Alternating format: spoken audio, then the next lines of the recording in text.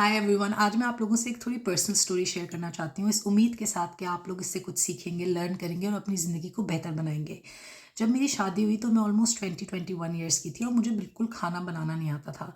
ना मुझे खाना बनाना आता था, ना मुझे खाना बनाने का शौक था, टू बी वेरी ऑनेस्ट।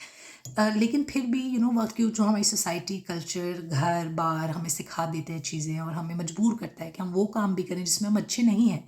और मेरे साथ भी यही हुआ।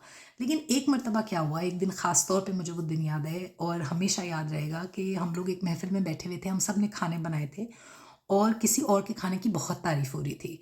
तो मुझको जो है ना, मेरा बड़ा दिल दुख रहा था उस वक़्त बैठे हुए, क्योंकि आप यंग भी होते हैं, आप उस वक़्त इतना ज़्यादा वैलिडेशन सीक कर रहे होते हैं, आप एक नए घर में आए होते हैं, एक नए माहौल में आए होते हैं कि आपको होता है कि कहीं खुदा ना ख़ास्ता कोई आपकी बुराई ना कर दे। तो मैं जब वापस घर आई तो मैंने अपनी बहन को कॉल किया, बजिया को, जो उस वक़्त लंदन में थी वो। और मैंने उसको बहुत रोते-धोते फ़ोन करके बोला कि बजिया, पता है मेरे साथ ये हो गया कि उन्होंने मेरी तारीफ़ नहीं, मेरा बड़ा दिल दुखा।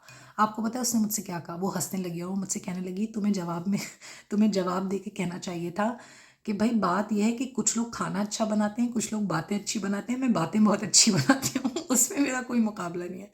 और आप यकीन कीजिए कि वो चीज़ मेरे साथ इतना रह गई, अभी भी इतने साल हो गए हैं इस बात को।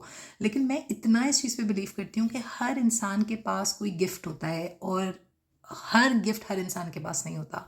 आपने बस ये फिगर आउट करना होता है कि आप किस चीज़ में अच्छे हैं। अनफॉर्चुनेटली हमारे कल्चर में, हमारी सोसाइटी में हमको एक चेकलिस्ट दे दी जाती है कि ये अच्छा है, ये होना, खाना अच्छा बनाती हो, रंग ऐसा हो, एक चेकलिस्ट दी जाती है कि भाई ये होगा तो फिर अप्रूव है, वरना फिर अप्रूवल नहीं है। लेकिन हकीकत ये है कि हर इंसान के पास हर गिफ्ट नहीं होता है। अगर खाना अच्छा बनाना नहीं आता तो क्या हुआ, बातें बना के पैसे कमा के और कुक रख लो, right? So everything has a solution. हम अपनी ज़िंदगियों को मुश्किल बनाते हैं जब हम उस चेकलिस्ट के अकॉर्डिंग चल रहे होते हैं। So what I really really invite you to do today is find out your talents and admit it. अगर आप किसी चीज़ में अच्छे नहीं हैं, बिल्कुल शाय अवे नहीं हुए। हर इंसान को हर चीज़ नहीं आती है। मुझे आज तक बेकिंग नहीं आती, खाना तो मैं फिर भी बना लेती हूँ। लेकिन मैं तो शर्मिंदा नहीं होती कि मुझे बेकिंग नहीं आती। भाई नहीं आती, नहीं आती, मुझे और बहुत सारे काम आते हैं, राइट? और अगर आपको कोई शेम भी कर रहा है ना, तो आप अपने आप को ज़हन में ये याद दिलाएँ और and be start being comfortable in not knowing. हम लोगों को ये लगता है कि जैसे-जैसे हमारी उम्रें बढ़ रही हैं, हमको सब पता होना चाहिए, हम गलतियाँ नहीं कर सकते। लेकिन आप आखिरी दम तक गलतियाँ करें और सीखें अपनी गलतियों से, कोई बात नहीं, राइट? इतना सीरियस नहीं लें लाइफ़ को, क्योंकि इतनी छोटी-सी ज़िंदगी, अगेन बड़ी क्लीशे बात लगती है, लेकिन प्लीज़, क्योंकि जब आप उन चीज़ों पे फ़ोकस करते हैं ना, जो आपका टैलेंट नहीं है, जो आपका गिफ्ट नहीं है, आप वहाँ से रॉब कर रहे होते हैं। आप अपने गिफ्ट्स को, अपने टैलेंट को सही से इस्तेमाल नहीं कर रहे होते, क्योंकि आपकी सारी अटेंशन किसी ऐसी चीज़ के पीछे लगी होती है जो आपकी है ही नहीं to begin with.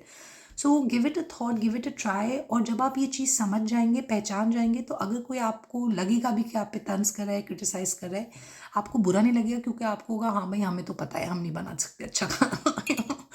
So I hope this helps. So if you're somebody who receives criticism a lot, give it a try, find your own talents and just build your life around that.